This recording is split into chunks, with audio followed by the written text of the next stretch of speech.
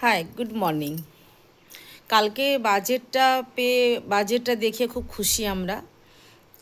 খুব এ ধরনের বাজেট হয়তো অনেকদিন বাদে এসছে। এ তো আর ট্রেডমিলে হেঁটে হেঁটে বাজেট করা নয়, রীতিমতন ভেবে চিনতে একটা প্ল্যান করেই বাজেট যে সেটা বোঝা যাচ্ছে। আচ্ছা, কালকের যখন অ্যানাউন্স হলো যে সোহরাবুদ্দিন স্ট্রিট, যেটা পার্ক স্ট্রিটের কাছে একটা স্ট্রিট, সেটাকে চেঞ্জ করে গোপাল পাঠান নামে রাখা হয়েছে, মানে গোপাল মুখার্জি স্ট্রিট নামে রাখা হয়েছে। আমরা খুব সেটাকে স্বাগত জানাই, খুব খুশি, খুব খুশি। তো কিন্তু খুশি যেটা নয়, সেটা তারা হচ্ছে সেকুমাকু। তার মধ্যে বিকাশ রঞ্জন বাবু একজন। উনি কোনো রকমভাবেই বিরোধিতা সব কিছুরই করবেন। কেন সোহরাবুদ্দিন নামটা চেঞ্জ করে, হাসান সোহরাবুদ্দিনের নামটা চেঞ্জ করে গোপাল মুখার্জি রাখা হয়েছে, ওনার তাতেও প্রবলেম। উনি বলেছেন যে উনার কোট আনকোট উনি বলেছেন, বিকাশ রঞ্জন বাবু বলছেন যে গোপাল পাঠা নাকি বিতর্কিত, উনি নাকি বিতর্কিত।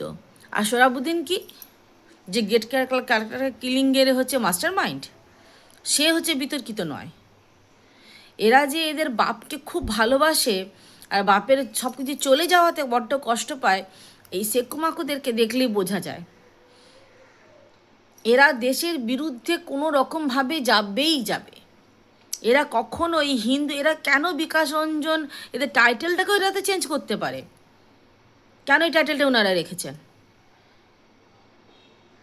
সেটাই তো খুঁজে পাওয়া যায় না।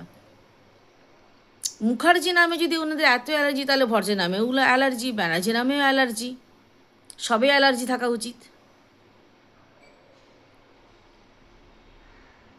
উনি বলছেন যে ওনার খুব আপত্তি, উনি এর বিরোধিতা করেন।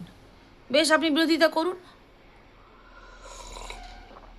কিন্তু সাধারণ মানুষ হিসেবে আমরা বলছি আমরা খুব খুশি যে গোপাল মুখার্জির নামে একটা স্ট্রিট হচ্ছে, নামকরণ হচ্ছে, হ্যাপি। এদের কিন্তু কোনো রকমভাবে চীনে উইগার মুসলমানদের নিয়ে কোনো মাথা ব্যথা নেই, যারা চীন ওদের বাপ।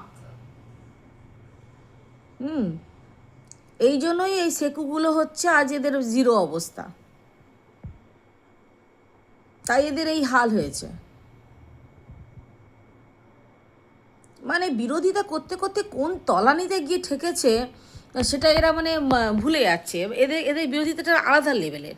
ও বিকাশবাবু, একটা কথা বলি আপনাকে, আপনি হতে পারে লয়ার, হতে পারে আমরা হাউসওয়াইফ, কিন্তু আমরাও খুশি সাধারণ মানুষ হিসেবে। ঠিক আছে, আমরা সাধারণ মানুষ, আমাদের ইতিহাসটা প্রত্যেকেরই পড়া উচিত, আমার সন্তানেরও জানা উচিত। যে হিস্ট্রি বই থেকে তো একসময় কংগ্রেস বাদ দিয়ে দিই সব কিছুটাই। টিএমসির সময় যখন এই বইটা বেরিয়েছিল, আমাদেরকে দেখতে দেওয়া হয়নি।